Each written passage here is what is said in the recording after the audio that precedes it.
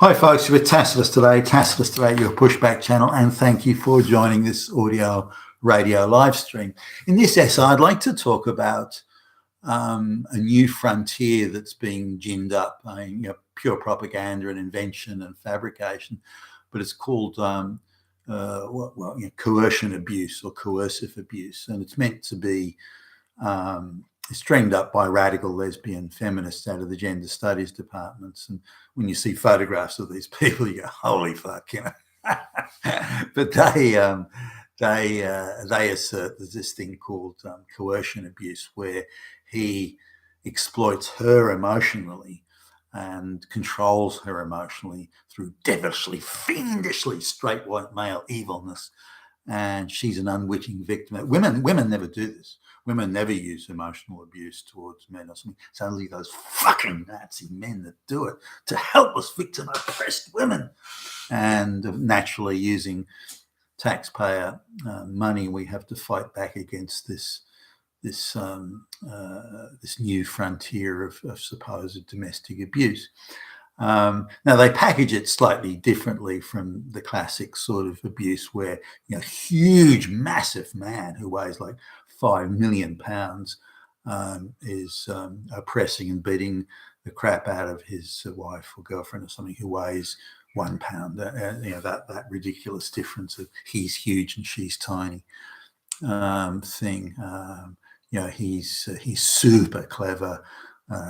Super high paid job, and she's the super victim ideologically. He's the super oppressor ideologically, and she's the victim of oppression. So rather than that, which is poster child propaganda type oppression, cooked up by people that have been heavily schooled in Marxism and so on, but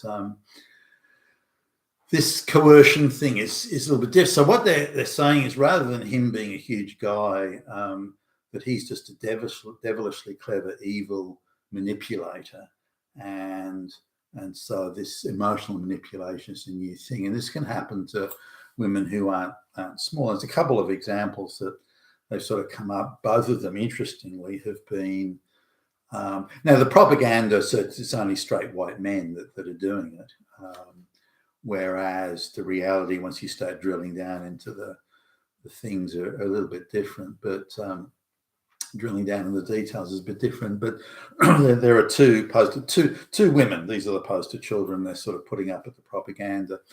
Both of these women are professional athletes, interestingly. They're both like 6 foot tall and weigh 200 pounds, large, physically fit, strong, athletic, competitive women.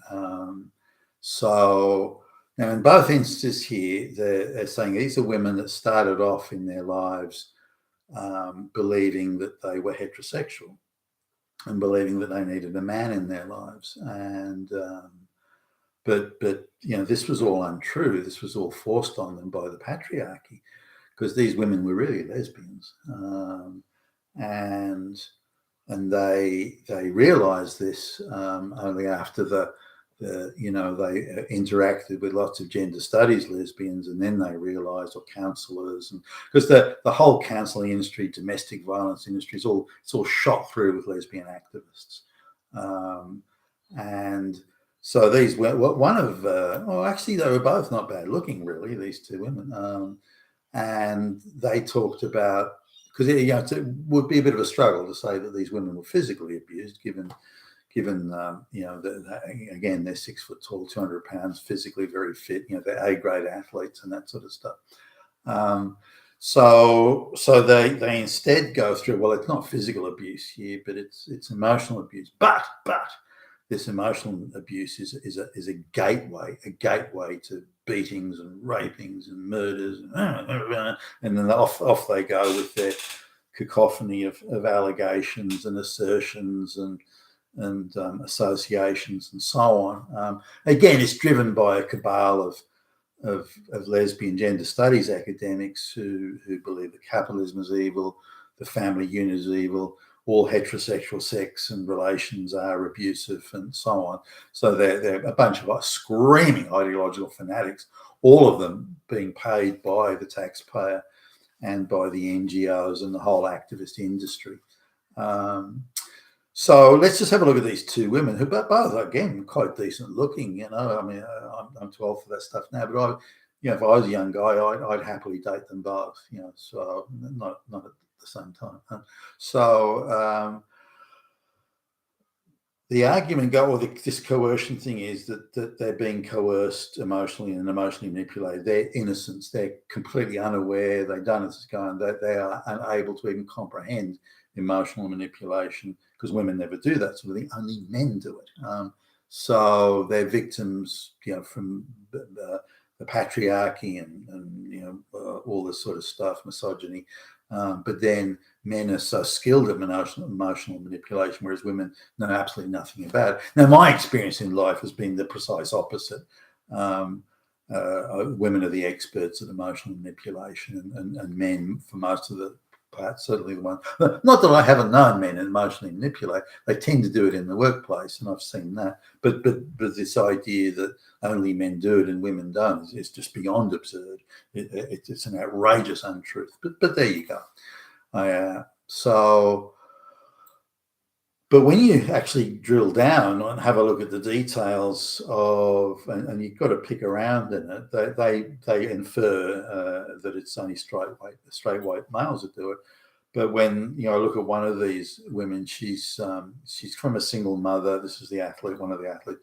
She's from a single mother family, and it's lower working class, quite a violent, I would think, as in uncouth and vulgar type of upbringing. You listen to the way she talks. She's she didn't do particularly well at school. What can I say? She's lowish IQ, or low IQ, but physically gifted. She's got, obviously, you look at her and she's got great eye-hand coordination and things like that. So sense of timing, and what would she need if you're going to be an athlete at that elite level?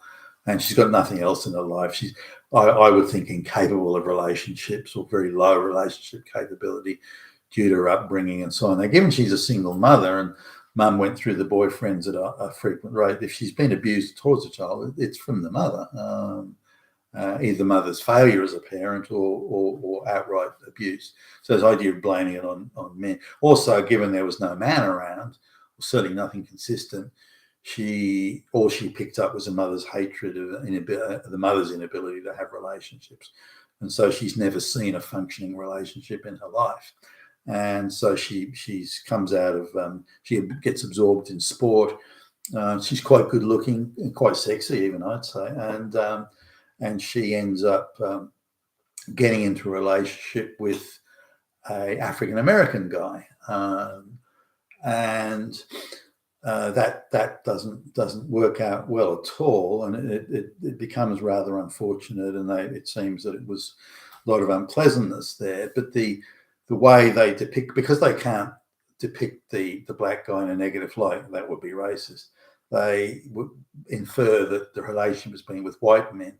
So it's either white men are guilty for not dating her, or because you can't blame the black guy, or it was a white privileged society that made the black guy like he was, so it's still white guy's fault, or she was always a lesbian, but it was the white patriarchy, misogyny that forced her into being hetero, really against her natural inclinations. So it's still white guy's fault.